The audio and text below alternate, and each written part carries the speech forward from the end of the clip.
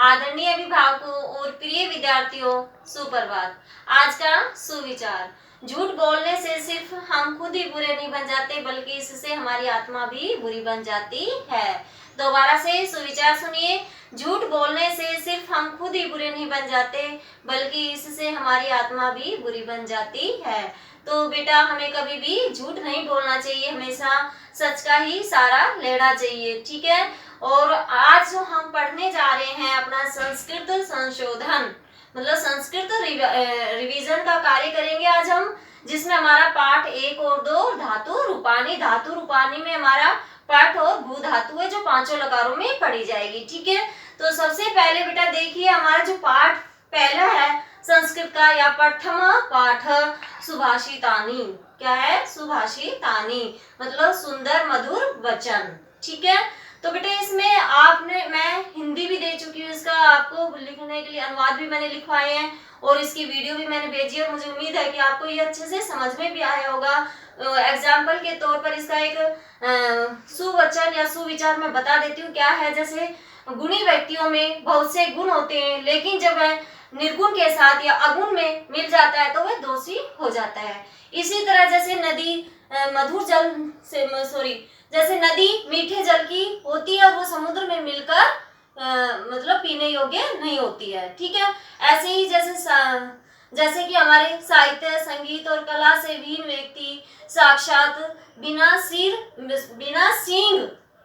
सींग और पूंछ के एक पशु के समान माना गया है जो दुर्भाग्य से घास न खाते हुए भी जीवित मान है, ठीक है। इस तरह से मतलब हमारे क्या है इसमें एक तरह से सुंदर मधुर वचन सुभाषितानी में, और ये सब आप पढ़ चुके हो। मुझे उम्मीद है कि आपको ये पाठ अच्छे से आता होगा, इसकी हिंदी अनुवाद आपको पूरा अच्छे से आता होगा, ठीक है बेटा। दूसरा हमारा जैसे था इसमें बिलस्य वाणी न कदापि में श्रुता, कि बिल की वाणी कभी नहीं सुनी, ठीक है। बिल की वाणी कभी नहीं सुनी, ये एक हमारी कहानी है छोटी सी, जिसमें खरंकर सिंह नामक एक सिंह था जो कि वन में रहता था और वह भूख के मारे इधर उधर भटक रहा था। जब जैसे थोड़ा सा समय अंधेरा सा होने आता है तो उसे एक गुफा दिखाई देती है और वो गुफा को देखकर सोचता है कि यहाँ जरूर कोई ना कोई आता होगा और जैसे ही वो आएगा वो मेरा भोजन बन जाएगा, तो इसलिए मैं यहीं बैठकर छिपकर देखता हूँ, ठीक है। तो जैसे ही वो जो उस गुफा के जो मालिक थे तो वो क्या है वो दधिपुच्छ श्रृंगाल थे, ठीक है। वो आता है, वो देखता है कि जो शेर के पैर है वो गुफा की तरफ जाते हुए तो दिखाई दे रहे हैं लेकिन बाहर आते हुए दिखाई नहीं दे रहे हैं।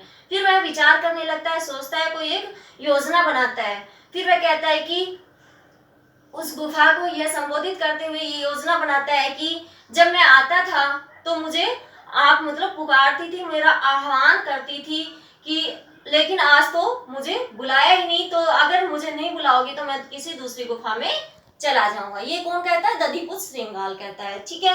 तो शेर ने सोचा शायद ये गुफा ऐसे ही इनका स्वागत करती होगी, आती होगी जब इनको बुलाती होगी और या पुकारती होगी, ठीक है बेटा।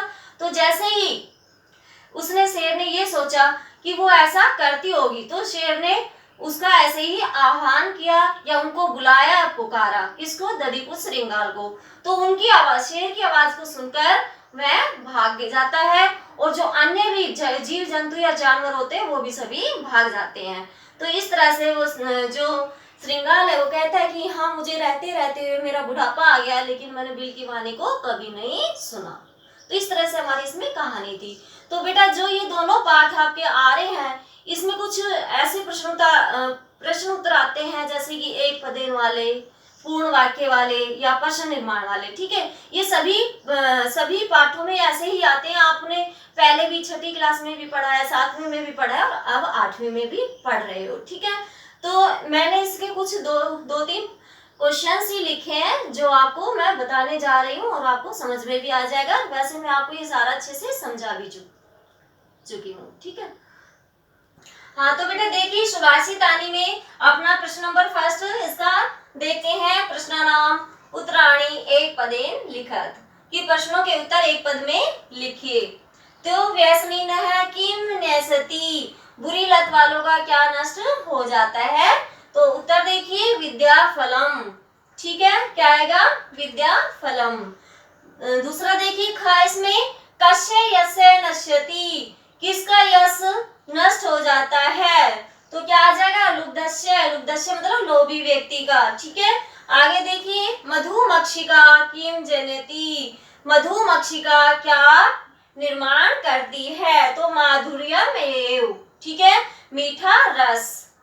आगे देखिए उदाहरण अनुसारम पदानि पृथक कृत, ये कहने का अर्थ है कि उदाहरण के अनुसार पद को अलग, पृथक मतलब अलग, कृत मतलब कीजिए। ठीक है, तो यहाँ पे बेटा हमें क्या है कि इनमें से पद को अलग करना है। तो देखिए माधुर्यम एव, तो माधुर्यम एव लिखा हुआ है, इसमें हम क्या अलग करेंगे? माधुर्यम अलग लिख देंगे और एव अलग लिख देंगे। माधुर्यम एव अलग हो जाएगा इसमें। ठीक है बेटा, ये इस तरह से है, और ये आप पहले भी पढ़ चुके हैं, आपको अच्छे से समझ में भी आ रहा होगा ये पूरा। अल्पम एव कहने का अर्थ है कि इसको एक साथ पढ़ेंगे तो अल्पम एव, और अलग अलग हो जाएगा ये अल्पम प्लस एव, अल्पम प्लस एव। अब है महात्मना मुक्ति, तो महात्मना मुक्ति, तो देखिए इसमें महात्मनाम और क्या आ जाएगा? उक्ति। क्या आ जाएगा बेटा? उक्ति, और विसर्ग भी लग जाएंगे इसमें, विसर्ग दिए हुए तो विसर्ग जरूरी है लगाना इसमें। अब है देवमेव, तो देवम प्लस एव, क्या हो जाएगा? देवम प्लस एव। तो ये इस तरह से तो हमारे थे सुभाषित आने में कुछ प्रश्न उत्तर, एक तो एक पद वाले ही थे और प्रश्न निर्माण वाले, और इस तरह से पद को अलग करना। ठीक है बेटा, अब देखिए हमारा जो पाठ 2 है, विलस्य वाणी ने कदापि में श्रुता, तो इसमें देखिए वैसे तो इसके प्रश्न उत्तर तो वो होंगे, इसमें एक जो मुख्य प्रश्न था जो आपको अच्छे से समझ में आ जाए वो मैंने इसमें लिया है। वैसे आप जैसे प्रश्न उत्तर तो अगर हिंदी आपको अच्छे से आती है पाठ की तो आप कर सकते हो, जैसे एक पद वाले आएंगे इसमें, पूर्ण वाक्य वाले आएंगे, और घटनाक्रम के अनुसार आपके वो लिखना भी आएगा कि पहले नंबर पर कौन सी पंक्ति आती है। ठीक है, इस तरह से। तो इसमें देखिए बेटा क्वेश्चन नंबर इसमें देखिए फर्स्ट, यथा निर्देशनम उत्तरत, कि यथा निर्देश के अनुसार उत्तर दीजिए। ठीक है, एकाम मैतिम गुहाम दृष्ट्वा सह अचिंत्यत अस्मिन् वाक्ये कति विशेषण पदानि संख्यया सह पदानि अपि लिखत। तो इस पहले तो हमें इसकी हिंदी समझनी चाहिए, अच्छे से आनी चाहिए। तो इसमें कह रहा है कि एकाम महति गुहाम दृष्ट्वा सह अचिंत्यत, एक बड़ी, एका मतलब एक और महती मतलब यहाँ बड़ी से लिया गया है, एक बड़ी गुफा को देखकर उसने सोचा, यहाँ सह का अर्थ उसने आएगा, उसने सोचा। वैसे सह का अर्थ वह होता है लेकिन यहाँ पे उसने लगाएंगे, उसने सोचा। अस्मिन वाक्य, इस वाक्य में, किस वाक्य में जो मैंने अभी ये पढ़ा है, का मैतिम गुहाम दृष्ट्वा सह अचिंत्यत, कह रहे कि इस वाक्य में, अस्मिन वाक्य मतलब इस वाक्य में, कति मतलब कितने, विशेषण पदानि विशेषण पद और है, और संख्या सह पदानि अपि लिखत, और संख्या के साथ पद भी लिखना है। तो सबसे पहले हमें बताना है कि कितने तो पद है विशेषण के और वो संख्या के साथ लिखना है। तो कितने हैं? ये विशेषण ही है हमारे एक तरह से, एकाम और महती, एकाम मतलब एक और महती मतलब बड़ी से, तो द्वा लिखकर, और दो हो गए संख्या में कितने हो गए? 2, तो द्वा लिखकर फिर हम लिख देंगे एकाम और कोमा लगाकर महतीम। समझ में आया बेटा? ये एक तरह से ग्रामर से संबंधित है ये प्रश्नोत्तर आपके। ठीक है, आगे देखिए, तद अहम अश्य आह्वान करोमि, तद अहम उसके बाद मैं अश्य मतलब इसका आह्वान करता हूँ या उसको पुकारता हूँ। ठीक है, तो अत्र अहम इति पदम कस्मै प्रयुक्तम, तो यहाँ इस वाक्य में कह रहे हैं कि जो अहम, यहाँ तद अहम, इसमें अहम लगा हुआ है, तो यहाँ अहम, यहाँ बेटा हलंत भी आएगा, तो यह अहम इस पद में किसके लिए प्रयुक्त हुआ है? तो किसके लिए प्रयुक्त हुआ है? ये कौन कहता है ऐसे? सिंह के लिए। ठीक है, सिंहाय, शेर के लिए, क्योंकि शेर ही उसका आह्वान करता है, उसको पुकारता है, क्योंकि वो गुफा में छुपा हुआ बैठा होता है। आगे देखिए, यदि त्वं माने हावेशसि, यदि तुम मुझे नहीं पुकारोगे या नहीं आह्वान करोगे, अस्मिन वाक्ये कर्तृपदम किम, कर्तृ मतलब कर्ता पद क्या है, कि इस वाक्य में कर्ता पद क्या है। तो देखिए इस वाक्य में कौन सा कर्ता पद है, त्वम, क्या है, त्वम। ठीक है बेटा, तो बेटा ये तो थे हमारे पाठ से कुछ महत्वपूर्ण प्रश्न उत्तर थे, और बाकी और भी आपको अभ्यास अच्छे से करना है, इसका हिंदी अनुवाद समझना है। आइए आप देखते हैं अपना धातु रूपानी। हाँ तो बेटे देखिए धातु रूपानी, धातु रूपानी में भी आप धातु भी आप पहले पढ़ चुके हो, आपको अच्छे से आती भी है बेटा। आपको ये भी पता है कि हमारे लकार कितने प्रकार के होते हैं, 5 प्रकार के होते हैं, लट लकार, लृट लकार, लंग लकार और लोट लकार और विधिलिंग लकार। ठीक है बेटा, तो पांचों लकारों में आपके जो सिलेबस के अकॉर्डिंग है वो पठ और भू धातु आएगी। ठीक है, तो उसमें मैं आपको बता देती हूँ आपको किस तरह से तैयार करनी है। तो देखिए इसमें पहले मैंने लिखा है पठ पढ़ना विधिलिंग लकार चाहिए के योग में। ठीक है, और ये मैं आपको सब बता चुकी हूँ कि ये किसके अर्थ में लगता है, कौन सा लकार किसके अर्थ में होता है। ठीक है बेटा, और जैसे हमारा लट लकार वर्तमान काल का होता है, और जो लिट लकार है भविष्य काल के लिए होता है, लोट लकार आज्ञार्थक के लिए होता है, और विधिलिंग लकार हमारा चाहिए के लिए होता है। ठीक है, और लंग लकार भूतकाल का होता है। तो देखिए अब इसमें एक वचन, द्विवचन और बहुवचन, ये भी पता है कि संस्कृत में वचन 3 होते हैं, पुरुष भी 3 होते हैं। ठीक है, अब देखिए हमारी जो धातु रूप है पठेत, विधिलिंग में लिखा हुआ है मैंने, तो आगे क्या आएगा, पठेत पठेताम, क्या आएगा, पठेताम, पठेत पठेताम पठेयु।